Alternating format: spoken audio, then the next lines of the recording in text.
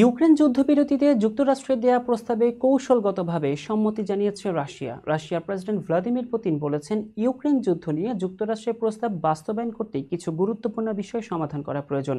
স্থানীয় সময় বৃহস্পতিবার মস্কোয় বেলারুশ নেতা আলেকজান্ডার লুকাশেঙ্কোর সঙ্গে এক যৌথ সংবাদ সম্মেলনে তিনি এ সকল কথা বলেন।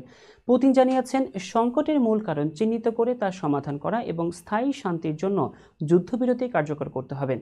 তিনি আরও বলেন, যুদ্ধবিরতিতে সেনা সংগ্রহ করে কোনো সংঘাতের প্রস্তুতি নেওয়া যাবে না এবং কুরস্ক অঞ্চলে ইউক্রেনীয়দের অনুপ্রবেশ নিয়েও আলোচনা প্রয়োজন।